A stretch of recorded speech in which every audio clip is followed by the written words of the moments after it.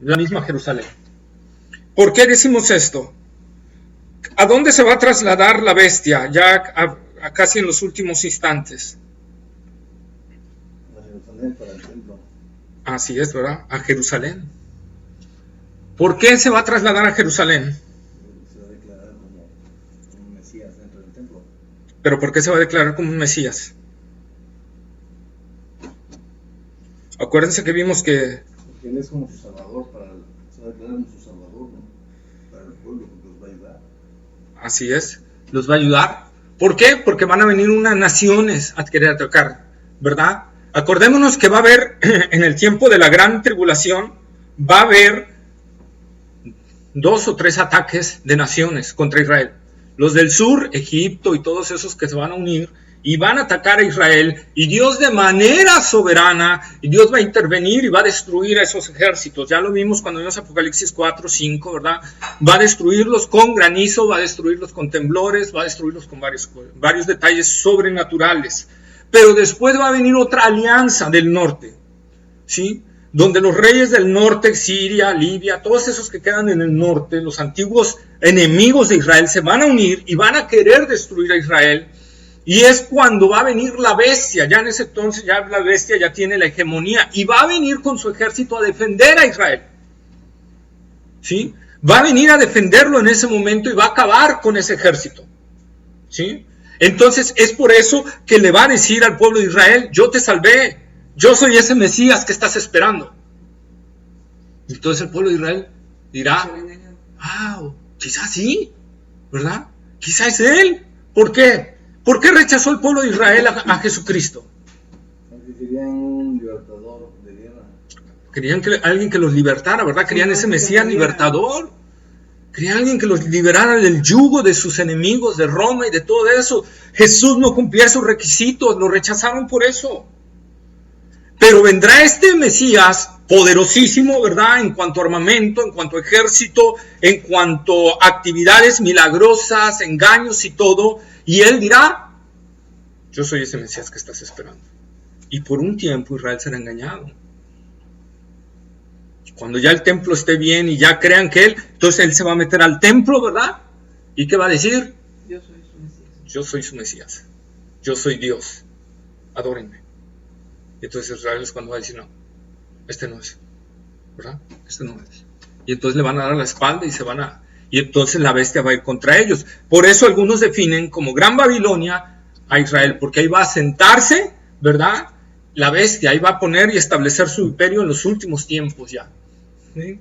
Y otros pocos, junto con mi versión personal y la versión de otros, o sea, uno la versión de otros, que esta Gran Babilonia es lo que hemos venido diciendo. ¿Es el sistema qué? No. El sistema religioso, ¿sí? Que viene desde los tiempos de Nimrod, ¿sí? Y que ha venido y que se ha establecido y que durante el Antiguo Testamento, ¿verdad?, ha ido infiltrándose en el verdadero culto a Dios. Por eso nosotros vemos a Israel desviándose tras otros dioses y adorando a Dios, pero adorando a otros dioses. Ahí se estaba infiltrando esa religión falsa. Y vez tras vez esa religión ha querido, ¿mande? Dogmatizados, ¿no? Dogmatizados. No, dogmatizados. Es que es dogma y se puede confundir con el dogma es bueno, pero más religiosidad en cuestión de adorar a otros dioses, de desviarse tras la adoración verdadera a Dios, ¿verdad? Entonces siempre ese sistema religioso ha querido hacer eso. Desde el Antiguo Testamento nosotros lo podemos ver, ¿verdad?, infiltrándose. Y en el Nuevo Testamento también lo podemos ver. Las batallas de Pablo con los judaizantes, ¿verdad?, y todo eso, ahí podemos ver nosotros eso. En la era cristiana, ¿verdad?, en el año 350 empezó a infiltrarse este sistema en las iglesias cristianas. Y por el siglo IV, siglo V, contaminó totalmente a la iglesia, ¿sí? Contaminó totalmente a la iglesia y la llevó a ídolos, ¿sí? Entonces nosotros podemos ver cómo este sistema ha ido. Y entonces este sistema es el que va a ir creciendo. Y esta es para mí y para otros estudiosos, esta es la Gran Babilonia. Esa es la mujer que está sentada sobre la bestia, ¿sí? La que va a caer ¿Por qué? Porque más adelante, lo vamos a ver en los versículos más adelante, dice que todos los comerciantes, ¿verdad?, se enriquecieron con ella. ¿Sí? Y no solo eso, sino que ella traficaba, no solo esclavos, sino traficaba las almas de las personas. Entonces nos está hablando de un sistema religioso, realmente. Y es eso lo que va a hacer, lo que va a caer es ese sistema religioso, y se va a cumplir lo que vimos en el capítulo 17, donde por un momento la bestia se dejará dominar por esa mujer, se dejará dominar por ese sistema religioso, pero cuando llegue el momento, el mismo imperio la va a agarrar y la va a destruir. Entonces aquí es lo que está anunciando el ángel está anunciando esa caída ya de la gran Babilonia. Y dice, y se ha convertido en habitación de demonios y en guarida de todo espíritu inmundo y en guarida de toda ave y aborrecible, según la Biblia de las Américas. Fíjense, aquí hay algo especial y quiero decirlos. Dice, y se ha convertido en guarida de demonios, de todo espíritu inmundo y en guarida de todo ave inmundo y aborrecible. Quiere decir que la destrucción de este lugar va a ser un lugar físico, ¿verdad? Desde donde va a reinar o donde va a manipular ese sistema religioso, ¿sí? Va a ser a tal grado destruido que no va a ser habitado ni por seres humanos, ni por otros tipos de animales, más que por demonios y espíritus inmundos. No quiere decir que en este lugar no había espíritus inmundos y que no había demonios, sino lo que está plasmando es que lo único que va a quedar ahí serán los demonios. Tal grado va a ser la destrucción que solo quedarán los demonios. Ellos pueden habitar, ¿no? Así es, sobre ese lugar. Entonces nosotros podemos ver cuál va a ser su sentencia. Será destruida, será arrancada, como dice y leímos en el capítulo 17, ¿verdad? Sus carnes, hasta sus carnes serán destrozadas, ¿verdad? Por la bestia. Va a ser duramente castigada, y ese es un castigo que Dios está enviando y está utilizando como instrumentos, como vimos la clase pasada, a la bestia y a los 10 reyes. Ellos, sin saber, como lo vimos la clase pasada, estaban cumpliendo el propósito de Dios. Dios guiando todo, y volvemos a decir, Dios soberano. Y algo que quiero hablarles, la Biblia no fue escrita para revelar el plan de salvación. ¿Qué estás diciendo? No, ese no fue el punto principal de la revelación de Dios en la Escritura. El punto principal y recalcante de la Escritura es, Dios es soberano. Desde Génesis hasta Apocalipsis, en el principio creó Dios los cielos y la tierra. ¿Por qué creó Dios los cielos y la tierra? Porque es soberano. Le plació hacerlo. Desde ahí vemos la soberanía de Dios en la salvación. ¿Por qué permitió Dios que Satanás tentara a Eva? Porque Dios es soberano. Porque Dios es soberano. Simple, sencillo. Desde Génesis hasta Apocalipsis, si ustedes van leyendo libro por libro, van a encontrar al Dios soberano en todos los libros de la Biblia. Entonces, ese Dios es nuestro Dios, en el cual debemos de creer. Por eso podemos tener tal confianza sobre Él, porque si Él ha prometido algo, nada va a hacer que no lo cumpla, porque Él es soberano. Nada va a hacer que no lo cumpla. Si Dios ha dado su palabra, nada va a hacer que no lo cumpla. ¿Sí? Éxodo. Dios es soberano. Levantó a Faraón. ¿Para qué? Para exhibir su poder. ¿Qué le dijo Dios a Moisés? Ve y habla con Faraón, que yo voy a endurecer su corazón. Dios es soberano. Levítico, Dios establece soberanamente cómo se le debe de adorar y la tribu que le va a servir. Y podemos ir versículo a versículo, capítulo a capítulo, libro a libro, y encontraremos a ese Dios soberano. Es lo que Dios quiere que entendamos. que Él es soberano. No podemos cuestionar a Dios. ¿Sí? Y entonces ese Dios soberano ha determinado en ese momento que ese sistema religioso sea destruido y sus enemigos van a ser los actores de eso. Decía por ahí Juan Calvino, y muy acertado, Satanás no es más que un perro con cadena amarrado a las manos de Dios. Un perro rabioso, que si Dios lo soltara, destruye a todo el mundo. Pero Dios lo tiene sujetado bajo su poder hasta cierto punto. Como que le suelta la cuerda, pero lo gana. Y Satanás cumple el propósito de Dios. No puede ir más allá. Dentro de las malvadas intenciones que tiene Satanás, Dios lo ocupa para exaltarse a él. Y Satanás no puede ir más allá. Prueba de ello es, ¿qué le dijo Jesús a Pedro? Pedro, Satanás te ha pedido. ¿Qué quiere decir? Que Satanás no puede tocar a un cristiano si no pide permiso ante Dios. Y Dios decide si le da o no le da permiso. Como Job, exactamente. Así es. Ese es el Dios soberano y es lo que nos habla la Escritura. Y es lo que nos dice. Por eso dice Pablo en Filipenses 2, ¿verdad? Versículos 12 y 13. Ocupaos en vuestra salvación con temor y temblor, porque Dios es el que produce en ustedes tanto el querer como el hacer por su buena voluntad soberana.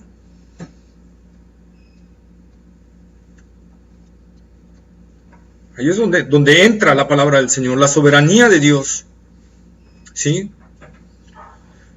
Y dice la palabra del Señor, sigamos en Apocalipsis, porque todas las naciones han bebido del vino del furor de su fornicación, y los reyes de la tierra han fornicado con ella, y los mercaderes de la tierra se han enriquecido con la potencia de sus deleites. ¿Qué es fornicación?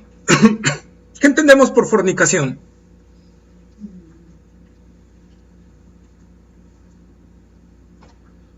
Tienes una relación fuera de lo que Dios manda. Una relación fuera de la autoridad de Dios manda. Okay. Normalmente fornicación se nos viene acto sexual fuera del matrimonio, ¿verdad? Que puede incluir al adulterio. ¿Sí? Normalmente se simboliza la fornicación como el acto sexual sin matrimonio, o sea, antes del matrimonio, pero también involucra al adulterio. Entonces, la fornicación es el acto sexual con alguien que no es tu pareja, ¿sí? ¿Ok? Eso es fornicación. Pero también se refiere, y lo vamos a ver, ¿verdad?, a todo aquello que nos aparta de adorar a Dios verdadero, a todo Dios falso. Cuando nosotros adoramos a otro Dios, o no de la manera que Dios nos indica, estamos adorando a otro Dios, y por lo tanto estamos fornicando para Dios. Es como si fornicáramos, ¿sí? Estamos siguiéndonos tras dioses ajenos, y Dios eso no le agrada y lo hace igual a la fornicación. Adorar a dioses falsos es como si fornicáramos. Y eso es lo que tenemos que tener mucho cuidado. Por eso es la vitalidad de entender y comprender la Escritura. Nosotros debemos de entender la palabra del Señor y debemos de tenerla como nuestra autoridad en fe y conducta, y por lo tanto, si la tenemos así, tenemos que estarla escudriñando todos los días. Como Dios le dijo a Josué, de día y de noche meditarás en ella. ¿Sí? Porque es nuestra herramienta para poder conocer a Dios, porque yo puedo estar adorando aparentemente a Dios y estar adorando a otro Dios. Puedo hacerme un becerro de oro como Israel en el desierto. ¿Qué le dijo Israel a Aarón? ¿Cuál era la intención de Israel? Adorar a Dios, pero hacerse una imagen que lo pudieran ver. Y se idearon a hacer un toro. Y simbolizaron con un toro a Dios. Y empezaron a adorar a Dios así. Dios nos dice, no, así no es. Y por eso en un día mató a 23,000. Tan solo por ese hecho. A los hijos de Aarón por ofrecer mal el incienso. Dios les había dado cómo lo tenían que preparar. El error de los hijos de Aarón fue no agarrar fuego del altar para que el incienso ardiera, sino agarraron fuego de otro lugar. Fue lo único. El único ingrediente distinto, pero era fuego. Pero Dios había dicho que tenía que ser fuego del altar. Ellos agarraron fuego de otro lado por las prisas. Dios los fulminó en cuanto ofrecieron ese incienso. Dios dijo, los hijos de Aarón me ofrecieron fuego extraño, por lo tanto caerán muertos. ¡Pum! Y murieron. Dios no permite una adoración diferente a lo que Él ha establecido. A lo que Él ha establecido. Por eso las advertencias de la palabra del Señor siempre. Cuídate de andar en mis mandamientos. Cuídate de obedecerlos. Cuídate de andar derecho delante de mí. Porque con Dios no podemos jugar. Acuérdense de eso, hermano. Vamos a Levítico capítulo 20. Levítico, cuarto libro de la Biblia.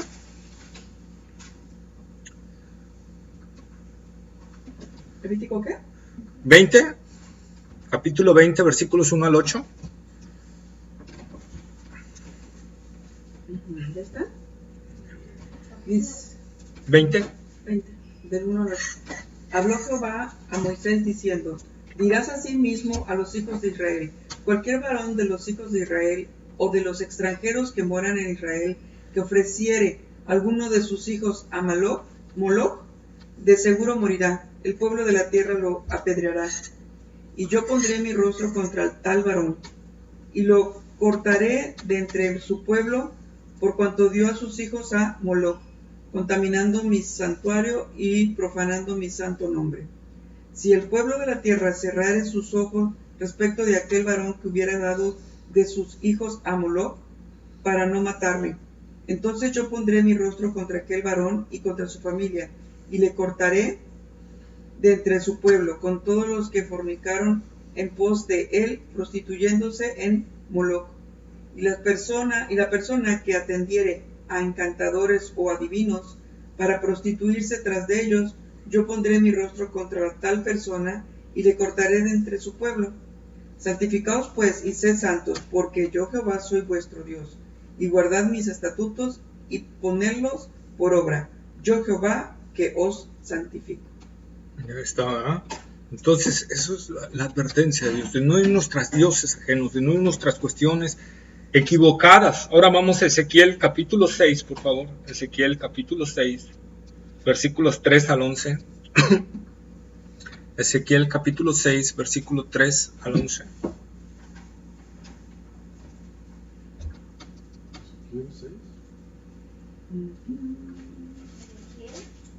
Ezequiel capítulo 6, versículos 3 al 11. ¿6 del 3 al 11? Sí. Y dirás, montes de Israel, oíd palabra de Jehová el Señor. Así ha dicho Jehová el Señor a los montes y a los collados, a los arroyos, a los valles. He aquí que yo haré venir sobre vosotros espada, y destruiré vuestros lugares altos. Vuestros altares serán asolados, y vuestras imágenes del sol serán quebradas. Y haré que caigan vuestros muertos delante de vuestros ídolos, y pondré los cuerpos muertos de los hijos de Israel delante de sus ídolos. Y vuestros huesos esparciré en derredor de vuestros altares. Donde quiera que habitéis, serán desiertas las ciudades, y los lugares altos serán asolados, para que sean asolados y se hagan desiertos vuestros altares. Y vuestros ídolos serán quebrados, y acabarán vuestras imágenes del sol, serán destruidas, y vuestras obras serán deshechas. Y los muertos caerán en medio de vosotros, y sabréis que yo soy Jehová. Mas dejaré un resto, de modo que tengáis entre las naciones algunos que escapen de la espada, y cuando seáis esparcidos por las tierras. Y los que de vosotros escaparen se acordarán de mí entre las naciones, en las cuales serán cautivos. Porque yo me quebranté a causa de su corazón fornicario, que se apartó de mí, y a causa de sus ojos que fornicaron tras sus ídolos. Y se avergonzarán de sí mismos a causa de los males que hicieron en todas sus abominaciones. Y sabrán que yo soy Jehová. No en vano dije que les había de hacer este mal. Así ha dicho Jehová el Señor. Palmotea con tus manos y golpea con tu pie y di: ay, pobre de todas las grandes abominaciones de la casa de Israel, porque con espada y con hambre y con pestilencia caerán. Vean lo que el Señor está hablando acerca de la fornicación. Y los reyes de la tierra fornicaron. O sea, ¿qué quiere decir? Se unieron a este tipo de religión, ¿verdad? Y permitieron ese tipo de adoración y se adentraron en este tipo de adoración. Primera de Corintios capítulo 10, por favor, del 6 al 12. Primera de Corintios capítulo 10, del 6 al 12. ¿Al 12? Capítulo 10. Del 6 al 12. Dice así la palabra de Dios. Estas cosas sucedieron como ejemplos para nosotros, para que no codiciemos cosas malas, como ellos codiciaron, y seáis idólatras, como algunos de ellos, según está escrito. Se sentó el pueblo a comer y a beber, y se levantó a juzgar. Y forniquemos como algunos de ellos fornicaron y cayeron en un día 23,000. Y tentemos al Señor como también algunos de ellos le tentaron y perecieron por las serpientes. Y murmuréis como algunos de ellos murmuraron y perecieron por el destructor. Y estas cosas les aconteció como ejemplo. Están escritas para amonestarnos a nosotros, a quienes han alcanzado los fines de los siglos. Así que el que piensa estar firme, mire que no caiga. Ahí estaba. El que piensa estar firme, que mire que no caiga. Entonces estamos hablando, dice, no pase como ustedes, como pasó en el desierto, como pasó en tal lado, como pasó acá. Todo lo que está escrito en la Biblia está escrito para nuestra amonestación, para nosotros, para que entendamos y veamos, si Dios hizo aquello con aquellos, lo puede hacer con nosotros. El Dios soberano lo puede ejecutar en cualquier momento y por lo tanto tenemos que tener cuidado. Dios no acepta una adoración diferente a lo que Él ha establecido. No la acepta y no la va a aceptar nunca. Y mucho menos va a aceptar que murmuremos acerca de Él. ¿Sí? Mateo capítulo 12, versículos 43 al 45, por favor. 43 al 45. Ajá, por favor. Mateo 12, Mateo 12, versículos 43 al 45. Cuando el espíritu inmundo sale del hombre, anda por lugares secos, buscando reposo y no lo halla. Entonces dice: volveré a mi casa de donde salí. Y cuando llega, la halla desocupada, barrida y adornada. Entonces va y toma consigo otros 7 espíritus peores que él, y entrados moran allí, y el postrer estado de aquel hombre viene a ser peor que el primero. Así también acontecerá a esta mala generación. Está, ¿verdad? Cuando nosotros rechazamos la luz de la verdad, o que Dios viene y nos habla a través de su palabra, ¿verdad? Y no hay un arrepentimiento sincero en nuestro corazón. Puede haber un espíritu malo y salir, pero el Espíritu Santo no ha venido a tomar posesión de esa persona. Y si el Espíritu Santo no está ahí, lo único que provocó la predicación fue un cambio moral en ti. Por eso está limpia la casa. Pero no hubo una conversión auténtica. Y si el Espíritu Santo no está en ti, dice que eso que había antes en ti va a venir y va a ver que está vacía. Y no se va a meter él. Dice que va a buscar a otros 7 peores que él. Y va a venir. Y el estado de esa persona va a ser peor que antes. Es así Dios. Cuando nosotros, por eso la amonestación de Hebreos vez tras vez, si oyeres hoy su voz, no endurezcas tu corazón. Porque Dios puede emitir un juicio desde ahí. Esta gente que estamos viendo en Apocalipsis, este juicio que está viniendo aquí a la ramera y a la gente que lo adoró, ¿verdad? Estamos viendo el juicio de Dios, pero esta gente escuchó el mensaje de Dios. ¿Por qué?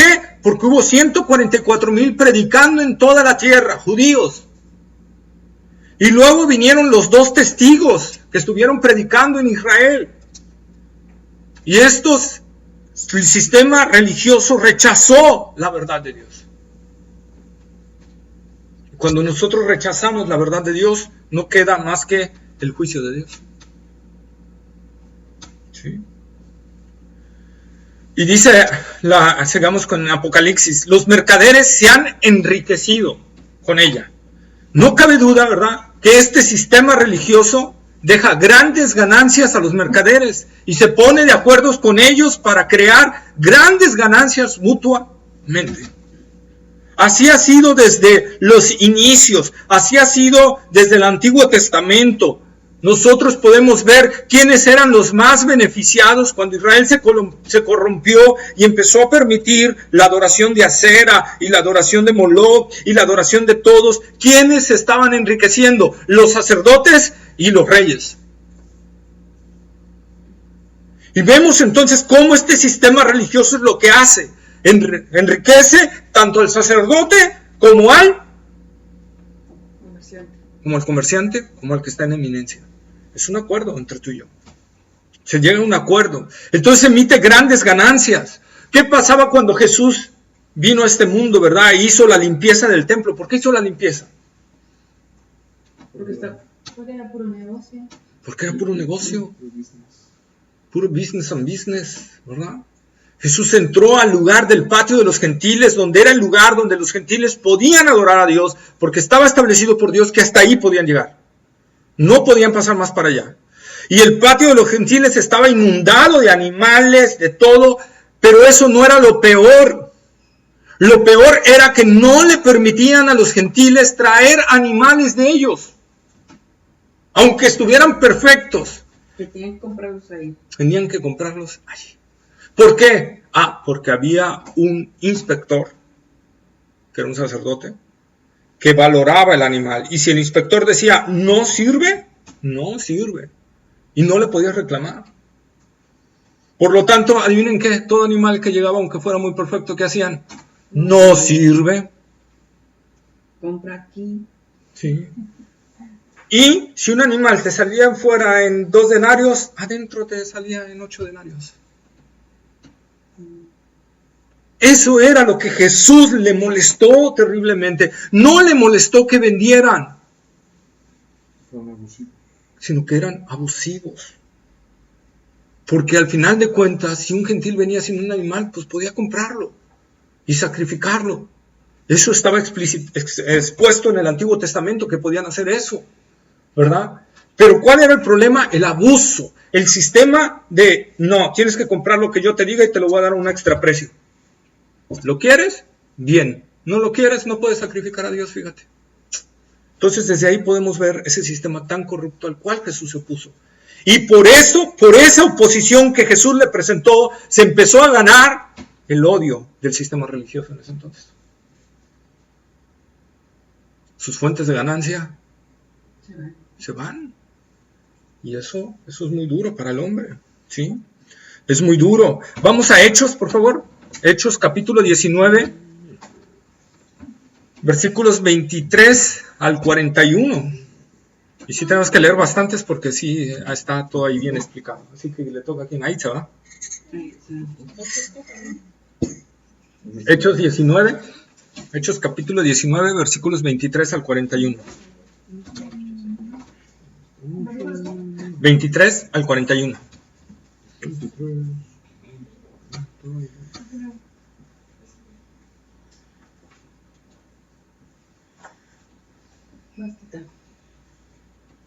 Hubo por aquel tiempo un disturbio no pequeño acerca del camino, porque un platero llamado Demetrio, que hacía de plata templecillos de Diana, daba no poca ganancia a los artífices, a los cuales, reunidos con los obreros del mismo oficio, dijo: varones, sabéis que de este oficio tenemos nuestra riqueza, pero veis y oís que este Pablo no solamente en Éfeso, sino en casi toda Asia, ha apartado a muchas gentes con persuasión, diciendo que no son dioses los que se hacen con las manos.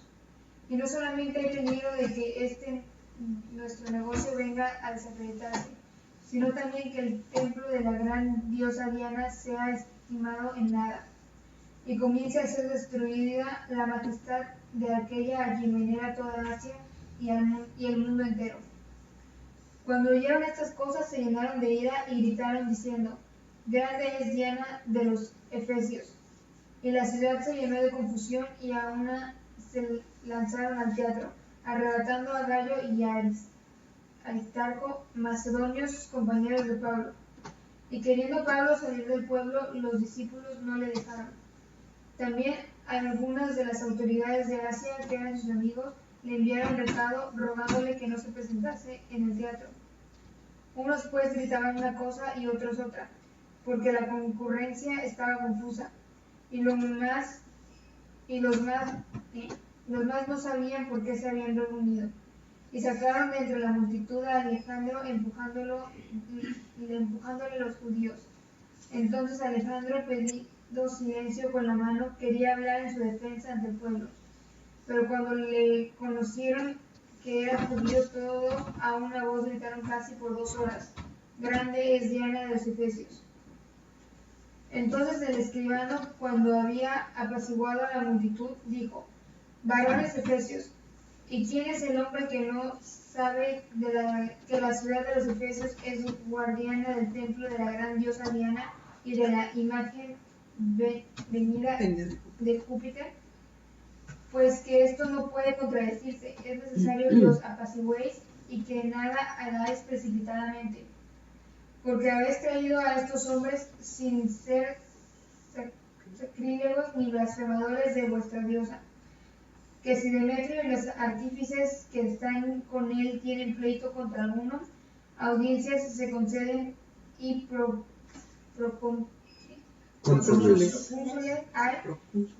y acúsense los unos a los otros.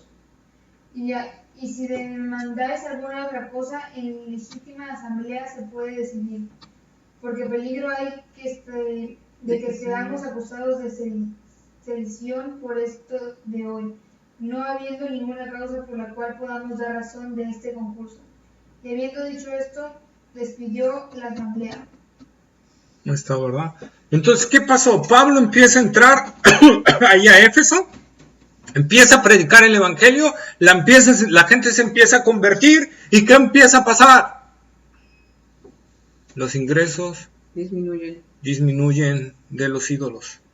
Porque evitan los ídolos que son construidos de barro, ¿no? Y entonces, ¿qué resalta?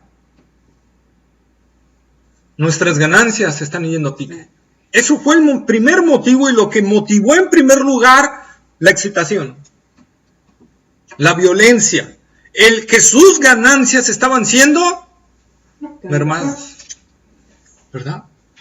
No que la verdad estuviera ahí, no que en realidad el trasfondo ni era Diana, el trasfondo era las ganancias. Y nosotros podemos ver ahí cómo ese sistema religioso hace ese tipo de detalles, enriquece y hacen negociaciones mutuas para poder enriquecerse. En este sistema cayó total y enteramente desde el siglo V en adelante la Iglesia Católica. Cayó bajo ese detalle. Por eso podemos ver las mayorías de sus catedrales y todo, si ustedes las ven, repisadas de oro, ¿verdad? Y ni se diga la de San Pedro, la de Roma, y la de María, todas esas catedrales, ¿verdad? El Vaticano, todo lo que hay está increíble ahí, pero ustedes pueden ver las negociaciones tremendas que hacen ahí. Tiene que ver con todo el mundo la Iglesia Católica. Y sus comercios están en todo el mundo. En todo el mundo. Las economías de muchos caerían si se dejaran de vender esos ídolos. Y ese fue uno de los motivos por los cuales perseguían tan cruelmente a los cristianos.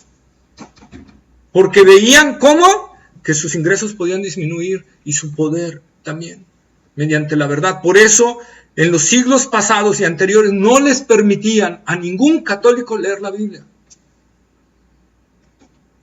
Estaba prohibido por la Iglesia Católica y a son de ser acusado de hereje y ser excomulgado de la Iglesia aquel que se le encontrara leyendo la Biblia.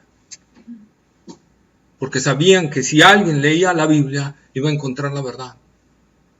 Y por eso es que no lo permitían. Y ese sistema está ahí y ha venido estando. Pero ojo, ahora no solo está en la Iglesia Católica. Está en las iglesias cristianas. Se ha infiltrado a las iglesias cristianas. Este sistema religioso que va devastando y que va llevando un culto contrario a Dios, hoy en día está en las mayorías de las iglesias cristianas. No haciendo ídolos de madera, no haciendo ídolos de metal, no haciendo ídolos, ¿verdad?, físicos, sino levantando y construyendo ídolos humanos, ídolos espirituales, ¿verdad? Y ídolos monetarios. Por eso hoy vemos tanto, ¿verdad?, que algunos, ¿verdad?, que dicen, de acuerdo a tu ofrenda, de acuerdo, va a ser tu milagro. De acuerdo al sablazo que tires, va a ser el milagrazo que Dios te vende. Y hasta la posición en la iglesia. Y hasta la posición, bueno, eso sí, eso se da mucho. Entre más tengas, más posición tienes en la iglesia, ¿verdad? Entonces, se está dando eso hoy en la iglesia. Y vemos ese sistema que se ha venido desde la antigüedad hasta ahora, ¿verdad? Y cómo está destruyendo y devastando a la misma iglesia. ¿Sí? Por eso podemos ver esta parte. Por eso es que este sistema enriquece a varios. Y por eso varios la apoyan. ¿Sí? Por eso la importancia que Dios pone y Dios lo establece en su palabra, que aquel que quiera tomar un liderazgo, un pastorado, que quiera ser pastor o que quiera ser anciano o que quiera ser diácono de la iglesia, ¿verdad?, tiene que tener un corazón no codicioso, no amador del dinero, ni que ponga su mirada en el dinero. Vamos a ver 1 de Timoteo capítulo 3, versículo 3.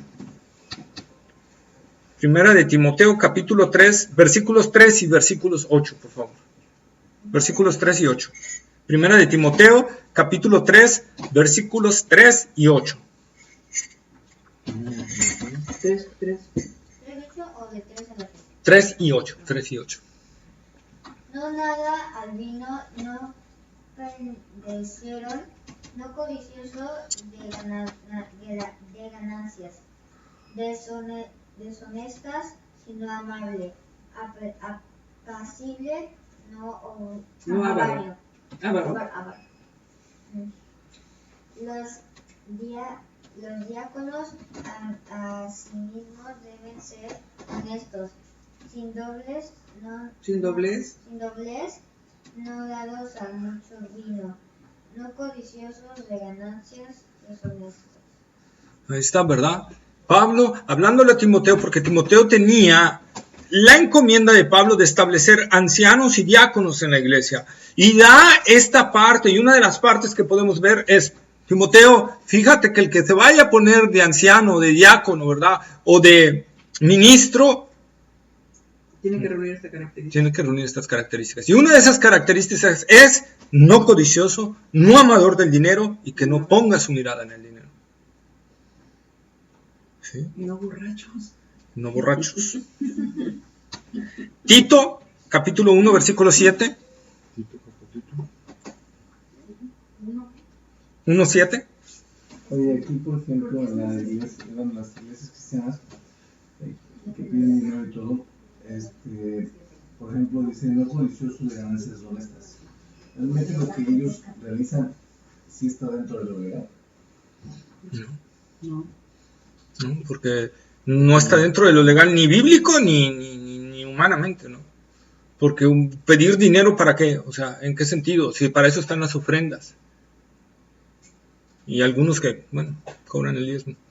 Pero para eso están las ofrendas, ¿sí? Para eso está. Ahora, como congregantes también tenemos que estar conscientes de algunas cosas, ¿verdad? Lógicamente, la iglesia tiene que pagar luz, tiene que pagar agua, tiene que pagar predial, ¿verdad? Tiene que pagar, si hacen limpieza o algo, los artículos de limpieza, el material, eso tiene que pagarlo la iglesia. Y eso es obvio, ¿sí? Y Pero, tiene que pagarle también si el pastor se dedica 100% a la obra, también él tiene que recibir algo de ahí. Sí, un salario, ¿verdad? Un sueldo. Pero no recibir todo él y después seguir sangrando a la iglesia para que pague todo lo demás. Todo lo demás, no. Por eso dice la palabra, digno es el obrero de su salario. O sea, un sueldo. Entonces, ahí es donde parte la palabra del Señor. Por eso es que, y de más allá, ir más allá en el sentido de, bueno, hermanos, y una ofrenda para esto, y una ofrenda para aquello, y una ofrenda para el otro. Y entonces están, más que nada lo ves en el fin al cual van esas ofrendas. ¿Sí? Recuerdo muy bien, ¿verdad?, a un ministro que cobró por venir a predicar en una iglesia que Maritza conoce, yo no voy a decir nombres.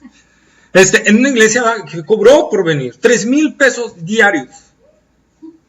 Y aparte que se le pagara el avión de venida y de regreso. Hotel y comida. 3,000 diarios, yo estaba todavía ahí. Y aparte se le ocurrió pedir ofrenda. Hablando de que si tú dabas una ofrenda, cuando fueras pasando y arrojabas la ofrenda al bote, él iba a extender su mano y te iba a dar su bendición. Y ahí veías a la filota, ¿verdad? De borreguitos. ¿Qué está sucediendo ahí? Ganancias deshonestas. Ganancias deshonestas. Vamos a una ofrenda para que Dios haga tu milagro. Es ganancia deshonesta. Porque Dios no se vende por dinero. Dios no da un milagro por dinero. Dios no le dijo a la mujer sirofenicia, bueno, dame tu ofrenda y ve y tu hija está libre. Dios no se mueve por eso. El ciego Bartimeo, Jesús no le dijo, bueno, Bartimeo, ¿de cuánto va a ser tu ofrenda para ver si te sano el derecho, el izquierdo o los dos? ¿No? Entonces, eso es lo que nosotros tenemos que ver. Ese es el sistema. Ahora, cuando una iglesia pide por una necesidad, bueno, es diferente, ¿verdad? Hermanos, hay un hermano que está en necesidad, vamos a levantar una ofrenda. Bueno, es otra cosa. Sí, porque aparte no va para los líderes de la iglesia, va para una persona que realmente lo está necesitando, que está enfermo, que está hospitalizado, que se le quemó su casa, etcétera, ¿no? Etcétera, sí. Entonces, es así, pero cuando normalmente están pidiéndolo es para hacer cosas que no. ¿Sí? Hacer cosas para su bolsillo. ¿Sí? Para su bolsillo. Y muchas de esas ofrendas no llegan ni al fin que los destinaron, ¿no? De hecho, no. Entonces, esa es la verdad. Por eso muchos, como decían por ahí, es cierto, y es un testimonio ante el mundo muy feo que tienen las iglesias cristianas hoy en día, donde dicen ahí es pura sacadera de dinero, ¿verdad? Donde ven y dicen, ve al pastor cómo está, y ve a la congregación cómo está. Entonces, estos son chistes del Facebook, ¿no? Así es, chistes del Facebook. ¿Sí? Entonces, eso es lo que se está viendo. Entonces, ¿qué están utilizando? La manipulación de la religión. Están utilizando el mismo sistema. Yo, por la religión, puedo hacerme rica. Puedo hacerme rico. Y luego dicen, ¿cómo dicen? De acuerdo a cómo esté el rey, es el pueblo. Va a estar el pueblo. Entonces, si a mí me llevan una posición, por favor, oigan esta palabra, estoy recibiendo esta iluminación. Si ustedes me hacen a mí multimillonario, ustedes tarde o temprano serán multimillonarios. Así que empiecen. Pues, ¿verdad? Esas rosas se quedaron atrás. Entonces, estamos viendo ese tipo de detalles y a través de la religión están haciendo eso. Ya no solo pongan pares de sufrir, que eso desde que nacieron están re mal, pero muchas iglesias cristianas están viviendo en esto. Y ves al liderazgo con carros nuevos, con casas, con sus hijos siguiendo escuelas de paga, que no tuviera nada de malo si ellos trabajaran, ¿verdad? Pero ante la iglesia tienen que dar la apariencia de lo que son, piedad. Entonces, aunque hubiera el dinero, tienen que mostrar humildad y tienen que identificarse con la iglesia. Tienen que identificarse por eso. Por eso Pablo decía, yo mismo me doy por la iglesia. Pablo no amontonaba dinero, Pablo lo entregaba a la iglesia para ser ejemplo a la iglesia de lo que estaba pasando y sucediendo. Yo creo que otro ejemplo es como entró Jesucristo en Jerusalén, ¿no? Montado en qué? En un burrito. No en un corcel ni en un carruaje, ¿no? Entonces, eso es ser humilde, ¿va? No decir, bueno, yo soy el pastor y tengo que estar así, tengo que estar allá. Eso es una idea que se ha metido últimamente. De 200 años o 300 años, hablo de las iglesias cristianas para acá. De que el pastor debe de estar y la iglesia lo debe de tener de lo mejor. Y eso no es cierto, ¿verdad? Sí, la iglesia debe de cuidar que no le falte nada, ¿verdad? Sí, claro. No, el café no. Pueden quitar lo que quieran, menos café. No, pero pueden, o sea, la iglesia tiene que ver las necesidades, pero no lujos. Pues que ahora que el pastor, pues que ahora almohadas de pluma de ganso, no sé cómo sea, ¿no? Bueno, es que te voy a decir una cosa, si a alguien le ha placido darle algo a alguien, al pastor, a quien sea, pues lo decidió él, ¿no? O lo puso Dios en su corazón. Pero aquí el hecho es que el pastor exige y engaña y manipula y te dice verdades a medias para estar extrayendo. Así es. Y sangrando a la gente, ¿no? Eso es lo malo. O sea, lo malo no es dar, lo malo es que aquel que está arriba quiere seguir sacando y diciendo, lo que no le des a Dios, el diablo te lo quita. Entonces, yo con muerto le doy a Dios. Sí. ¿No? Y Dios es Él, porque se lo dan a Él. Y hay gente que iglesias que llegan a tal extremo, que si tú no das el diezmo, te cobran intereses. O si tú no das el diezmo, pues entonces te quitan de derechos de participar de muchas cosas. Terminal tienen, para que si no tienes en efectivo, no importa, pasa la tarjeta. Pasa la tarjetita, ya me ganaron, yo quería hacer algo así. No, eso es lo que se está viendo ahorita. Entonces estás viendo, ¿verdad? Hermano, le va a caer la maldición porque lleva 3 meses sin diezmar. Y le va a caer y va a ser maldito porque usted es un ladrón, es un maldito.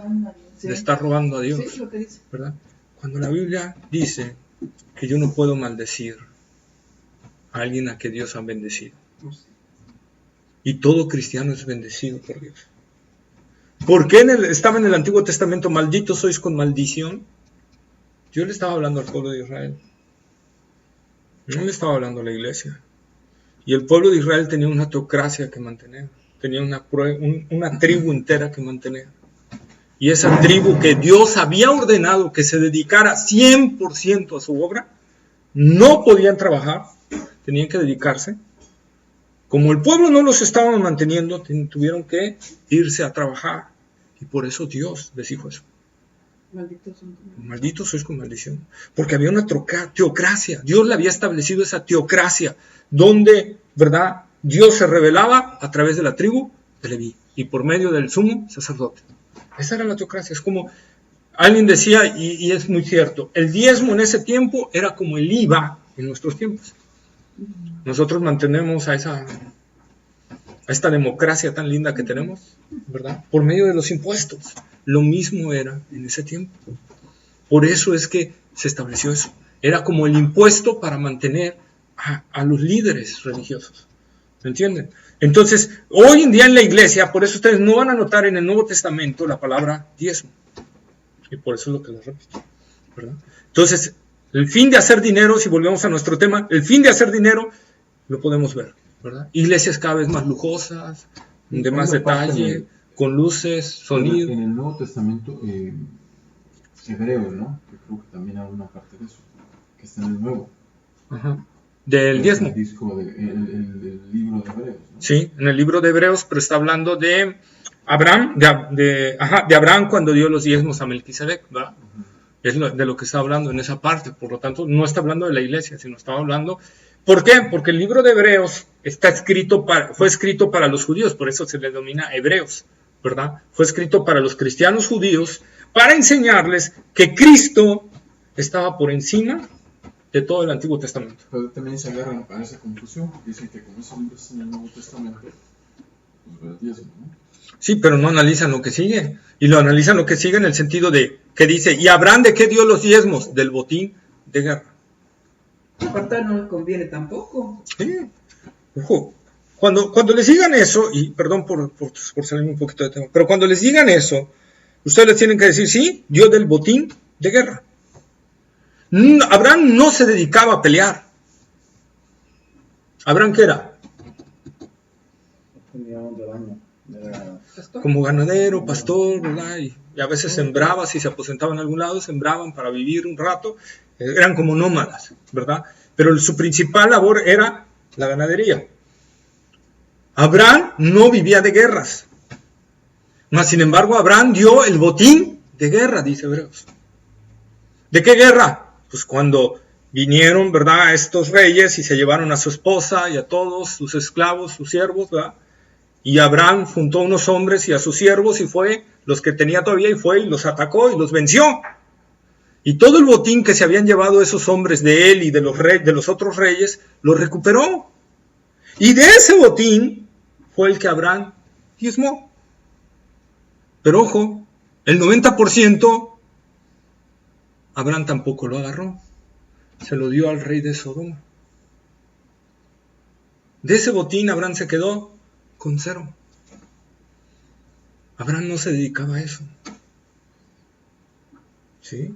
Entonces, y Abraham claramente lo dice, cuando le da el 90%, te voy a dar todo esto, porque no quiero que vayan a decir, o que vaya a venir a tu corazón el decir, que por ti me he enriquecido. Así que, aquí tienes. Y Melquisedec, aquí tienes el 10%, y aquí rey de Sodoma, el 90%, yo me quedo sin nada, yo sigo trabajando con lo que es mío. Entonces, no hay una razón de peso ahí para decir que el diezmo es para la iglesia, porque está ahí en Hebreos. Hebreos está relatando precisamente eso. ¿Sí? Entonces, por eso digo, no leen, se quedan hasta ahí. Es que Y no siguen leyendo. Fíjate que llegué a escuchar eso, que como en Hebreos también hablaba y estaba en el Nuevo Testamento. Que estaba ahí, que estaba autorizado. Estaba autorizado. ¿Sí? Pues no. Pues no. Y luego dice, ¿verdad? Dice, y oí otra voz del cielo que decía, o sea, ahora otro ángel, ¿verdad? Una voz, salid de ella, pueblo mío, para que no seáis partícipes de sus pecados, ni recebáis parte de sus plagas, porque sus pecados han llegado hasta el cielo y Dios se ha acordado de sus maldades. Aquí, ojo, puede ser la voz del Cordero de Dios, que está diciendo eso, o puede ser la voz de un ángel comisionado por el Cordero, ¿verdad? Por Jesucristo. Por eso dice pueblo mío, un ángel no puede decir pueblo mío. ¿Sí? Entonces, si es la voz del Cordero que no lo define Juan, por eso está diciendo pueblo mío. Pero puede ser a lo mejor un ángel que Jesús lo envió con ese mensaje. ¿Sí? Por eso es que está diciendo. Pero, y el mandato es salid, ¿de dónde? De ella. Ojo, no es una sugerencia. No es un anuncio, no es una recomendación. En el griego original está en forma imperativa urgente. ¿Sí? Forma imperativa que es mandamiento. Urgente, ya, tienes que obedecerlo ya. Este llamado es a todos aquellos que están viviendo bajo este periodo de tiempo, o sea, bajo la gran tribulación, ¿verdad? Por el inminente castigo que Dios traerá sobre Babilonia. Le muestra esa urgencia a salir. Entonces, ¿verdad? ¿De qué se acuerdan ustedes de estos detalles? Por ejemplo, podemos ver el caso de Sodoma y Gomorra, ¿verdad? ¿Quién estaba en Sodoma y Gomorra? Lot y sus hijas y su esposa, ¿verdad? Estaban ahí en Sodoma y Gomorra. Dios tuvo que enviar un ángel y decirle, dos ángeles, y decirle a Lot, agarra tus cosas y vete ya, ¿verdad? Y no voltees para nada. ¿Sí? Porque Dios va a destruir esta ciudad. ¿Qué tal si yo me quedo? Mi casa. Yo me quedo. Dile a Dios que yo me quedo. Pues bueno, no, lo siento mucho. Tanga, ¿verdad? Hubiera caído el juicio. Lot obedeció ese mandato que Dios le había mandado y salió por piernas. ¿Sí? Entonces, eso es lo que Dios le está implicando, así como Lot le dijo a Lot, sal. así a estos que están viviendo en ese tiempo, que están viviendo alrededor, ¿verdad? Está diciéndoles, huyan de este lugar, porque viene un castigo. Y este castigo ya está, así que vuelen rápido, porque si no, Dios los van a ser parte de este juicio, ¿verdad? Dios así dio mandamiento tras mandamiento. Por ejemplo, vamos a ver Isaías 48:20, por favor.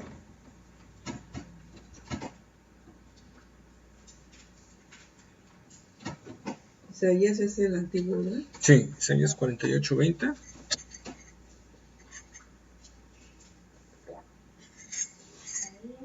$48.20.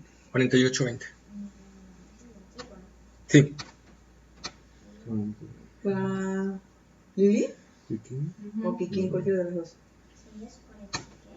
48:20. Salid de Babilonia, huid de entre los caldeos, dad nuevas de esto con voz de alegría, publicadlo y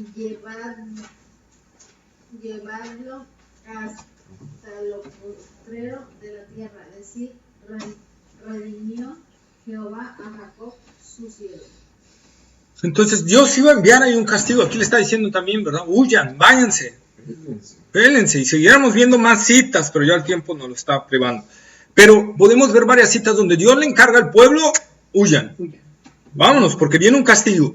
Y el pueblo decía, ¿verdad? Aplicándolo a nuestras vidas como cristianos, ¿verdad? Y haciendo un llamado aquí. Hay un llamado de Dios para todo cristiano a salir de lo falso. A no mezclarnos y permanecer en un lugar o estilo de vida no acorde a la palabra de Dios. El llamado de Dios es sal de ese lugar. El llamado de Dios no es permanece en ese lugar. Ay, hermano, es que, bueno, es una iglesia cristiana, aunque sí tiene sus cosas y predican así medio raro, pero es un lugar. No, la palabra, el mandamiento del Señor es sal de ahí. Sal. ¿Pero qué tiene de malo si sal? ¿Por qué? Porque es un sistema engañoso. Si te están pidiendo el diezmo, sal. Porque ya es Sí. o sea, es una mentira. O sea, la primera mentira es que esa iglesia quiere dinero. ¿Tiene dinero? Punto. Nada más con eso, fíjate. Y de ahí puedes ver mil cosas más, ¿no? Bastantes Pero detalles. pues ese es un detallote. Pero sobre todo que la doctrina esté torcida. Donde veas que no se está predicando el arrepentimiento, donde veas que no se está predicando la cruz de Cristo, donde veas que no se está predicando que Cristo viene, ¿verdad? Donde veas que no se está predicando más la cuestión humana que la verdad de Dios, entonces es un sistema falso. Y el llamado de Dios es sal de ese lugar. Sal de ese lugar. No te quedes ahí. Es que ahí está mi familia. Es que me queda cerca. Jesús dice, si amas más a padre, hermano, hermanos, no eres digno de mí. Es que si me salgo de ahí me van a correr de mi casa. La palabra de Dios dice, si amas padre, hermano, más que mí, no eres digno de mí. Entonces, esa es la palabra del Señor. ¿Cuántos cristianos no le ha costado eso? Muchos. Y más. Segunda de Corintios, capítulo 6, versículos 14 al 18, por favor. Segunda carta de Corintios, a los Corintios, capítulo 6, versículos 14 al 18.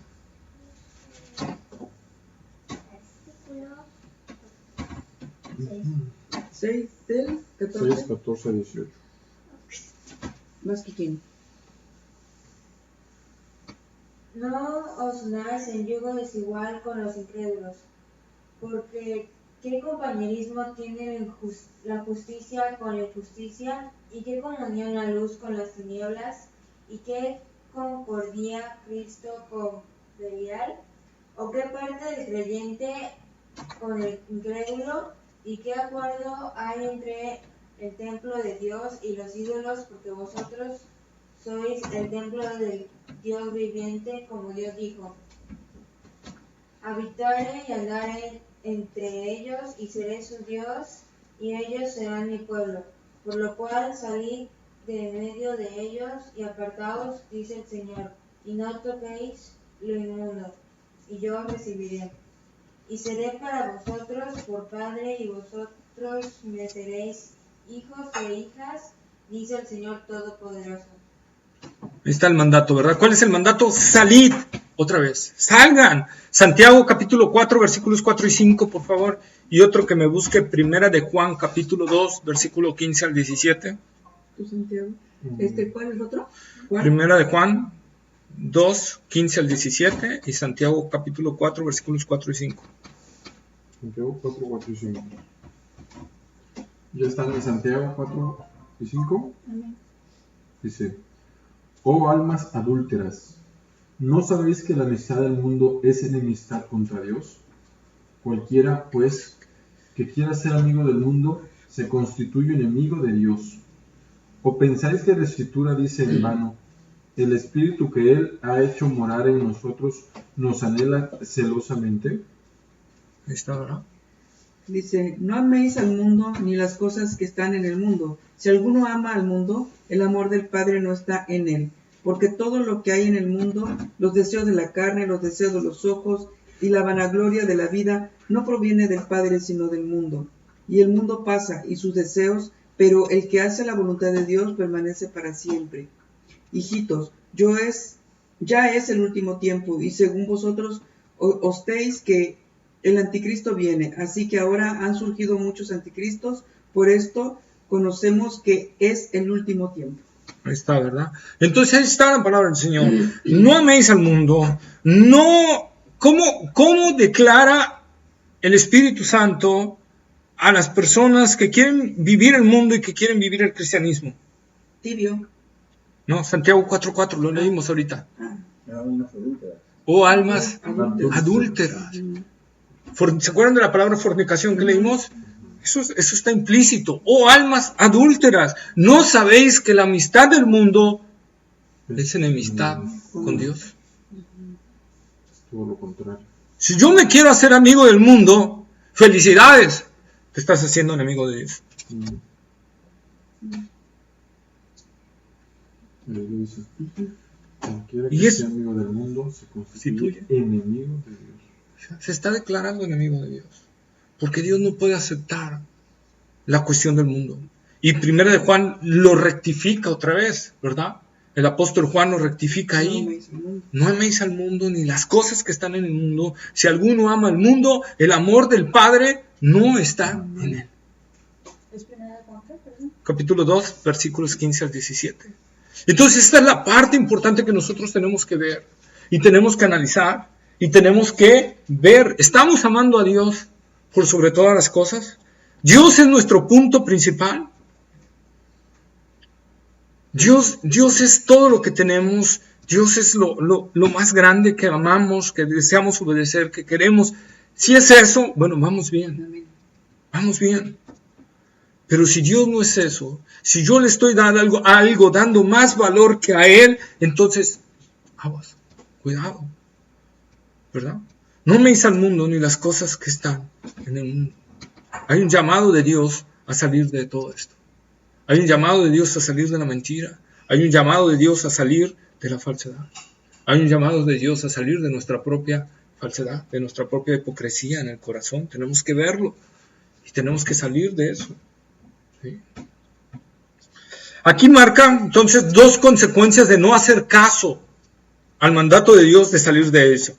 ¿Cuáles esas dos consecuencias en Apocalipsis 18, verdad? 4 y 5. Uno es ser copartícipe de sus pecados. Si yo no estoy saliendo del sistema falso, yo me estoy haciendo partícipe de ese pecado. Yo es como si estuviera diciendo, está correcto lo que están haciendo, ¿verdad? Está correcto lo que está diciendo. Por eso ese refrán que oímos, tanto peca el que mata a la vaca como el que le agarra la pata. El que le agarra la pata debe decir, yo no lo maté, lo mató él, sí, pero tú lo agarraste porque él lo pudiera matar. Lo mismo sucede aquí. Si nosotros no hacemos caso al mandato del Señor, entonces nosotros estamos siendo participantes de ese pecado. Por eso tenemos que obedecer la palabra del Señor. Sal, no te quedes ahí, ¿sí? Ojo, la ignorancia no es justificante ante Dios. Es que yo por ignorancia. No es una justificante ante Dios, la ignorancia. ¿Sí? ¿Por qué? Porque tiene hoy en día el cristiano todo para salir de esa ignorancia, estudiando la palabra de Dios. La ignorancia es la justificación, y lo voy a decir así, de la flojera, de no estudiar la palabra de Dios. ¿Sí? Es que pues, yo no sabía. ¿Y por qué no sabías? Pues, es que nadie me enseñó. ¿Y por qué no te pusiste a estudiar la Escritura? Esa es negligencia, exactamente, la palabra honesta, ¿no? Negligencia. Entonces, no, la ignorancia no te justifica ante Dios. Así como la ignorancia de la ley de la gravitación, si te pasas de un edificio de 15 pisos sobre la terraza, ¿verdad? Y te pasas al vacío por ignorar la ley de la gravedad, ¿no te la va a perdonar? Te vas a caer, la sepas o no la sepas, ¿verdad? Te caes y pugutum. Lo mismo sucede en las leyes espirituales. Las conozcas o no las conozcas, se aplican. ¿Sí? Porque son leyes. Y la otra razón, una, ser copartícipe de sus pecados. Dos, no recibir parte de sus plagas. ¿Qué pasó con la mujer de Lot? Ya había salido de Sodoma. ¿Y qué hizo? Volteó. ¿Y qué pasó? Se convirtió en sal. Se convirtió en estatua de sal. Que se cree que fue el auténtico real, que eran bolas de fuego de sal, que Sodoma quedó toda salada. Recibió parte de esa plaga. Por eso el mandato del Señor, ni recibáis, porque vas a recibir parte de sus plagas. ¿Sí? Lo mismo quizá pasó, y es muy probable que haya sido así, con Acán, hijo de Zera. ¿Qué pasó con Acán, hijo de Zera? ¿Se acuerdan cuando Dios les dijo que Jericó y que no tomaran nada, que todo era anatema y que iba a ser todo destruido? ¿Y Acán qué hizo? Vio unos lingotes de oro y vio otra cosilla por ahí y vio un manto y se la agarró, ¿verdad? Y lo metió en su tienda y lo guardó ahí. Y por eso Israel no pudo conquistar la otra ciudad. Fueron derrotados. Y Josué, a la hora de orar a Dios, ¿qué pasó, Señor? ¿Por qué nos abandonaste? ¿Por qué permitiste esto? ¿Qué van a decir las naciones? Espérate, Josué. Alguien del pueblo pecó. Y tocó el anatema, que yo dije que no tocara. ¿Verdad? Y empieza Josué a investigar y empieza a hacer suertes, y las suertes caen sobre Acán, hijo de Zera. Y dice, a ver, Acán, ¿qué hiciste? Bueno, es que vi un lingote y me gustó, vi esto y me gustó, vi el manto y me gustó, y lo guardé y está abajo en mi tienda, abajo de mi cama, y estaba escondido, enterrado. Fueron, lo vieron, sí, así está, ahí está. Entonces les dice, ¿qué hiciste, Acán? Dios te reprende, y papá. Pero aquí hay algo. Mandan a traer a su familia, sus posesiones y todo, y los apedrean a todos. ¿Por qué su familia? Lo más seguro es que sabían lo que había hecho y guardaron silencio.